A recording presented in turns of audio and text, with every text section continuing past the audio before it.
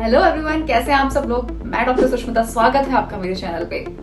आज की इस वीडियो में मैं बात करने वाली हूँ सैलिशा होम्योपैथिक दवा के बारे में। So this medicine is well suited to the sanguine, nervous and the irritable temperament. ऐसे लोग जो बहुत ही इरिटेबल होते हैं, जो emotionally and mentally over sensitive होते हैं, जिन्हें हर छोटी बात का बुरा लग सकता है या जो हर छोटी बात को सीरियस लेते हैं, तो ये दवा उन लोगों के लिए बहुत ही सूटेड मेडिसिन होती है। फॉर एग्जाम्पल, जो छोटे बच्चे होते हैं वो तुरंत रोने लगते हैं, तुरंत इरिटेबल हो जाते हैं, तुरंत क्रैंकी होने लगते हैं अगर उनके पेरेंट्स के अलावा उन्हें कोई टच करे। तो ऐसा अगर कोई बच्चा आपको देखने को मिलता है और उसे कोई एक्यूट कंप्लेन है और उसमें आपको इंस्टेंट रिजल्ट चाहिए, तो आप सैलिशा उस पेशेंट को रेकमेंड कर सकते हैं। अब जब बच्चों की बात की ही है तो एक सिम्टम और है सैलिशा का जो बहुत ही इंपॉर्टेंट है, ओपन फॉन्टेनालिस एंड द सूचर्स। जो छोटे बच्चे होते हैं उनमें अक्सर करके आपको उनके स्कल पे दो स्पॉट्स मिलते हैं, जिसे हम एंटीरियर फॉन्टेनिल एंड द पोस्टीरियर फॉन्टेनिल बोलते हैं। अक्सर करके लोग इस पे तेल लगा कर रखते हैं, उन्हें ऐसा लगता है, ऐसा मिसकॉन्सेप्शन है कि वो ऐसा करने से भर जाते हैं।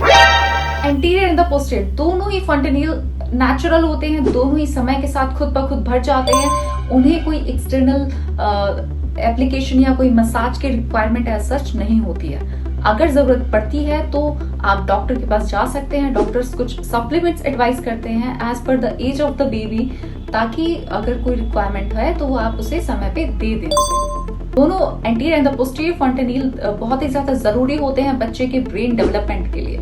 अगर ये समय से पहले भर जाते हैं तो भी समस्या है, और अगर डिले भरते हैं तब आप सैलिशा के बारे में सोच सकते हैं। अगर कोई पेशेंट रेगुलर फूड इंटेक कर रहा है, अच्छे से खाना खा रहा है, लेकिन फिर भी उसमें न्यूट्रिशनल डिफिशियंसी की अगर कोई शिकायत आ रही है, तो ऐसे भी सैलिशा एकदम परफेक्ट मेडिसिन है। सैलिशा के केसेस में अगर इम्परफेक्ट एसिमिलेशन देखने को मिलता है तो उसमें रिजल्ट बहुत ही अच्छा होता है, क्योंकि उसमें जो पेशेंट में न्यूट्रिशन डिफिशियंसी आ रही है वो इस वजह से आ रही है कि जो न्यूट्रिएंट का एब्जॉर्प्शन है वो अच्छे तरीके से नहीं हो रहा है। ये जो सिम्टम है छोटे बच्चों में या जो प्यूबर्टी की एज होती है उसमें देखने को बहुत ज्यादा मिलता है। Inflammation, swelling and the suppuration of glands. अगर शरीर में कहीं भी स्वेलिंग है या फिर इन्फ्लेमेशन है, इसके साथ ही अगर कहीं पे पस फॉर्मेशन का संभावना हो रही है या हो चुकी है वो चीज, तब अगर ऐसे केसेस हैं तो उसमें silicea is a very good medicine. But the depending dose बहुत इंपॉर्टेंट होती है ऐसे केसेस में, क्योंकि अगर डोज आपने गलत दी तो उस समय पेशेंट के जो सिम्टम्स हैं वो बहुत ही ज्यादा वर्स्ट भी हो सकते हैं, मतलब कि एग्रेवेशन की कंडीशन भी आ सकती है। So that time the potency of the medicine is very important in such cases.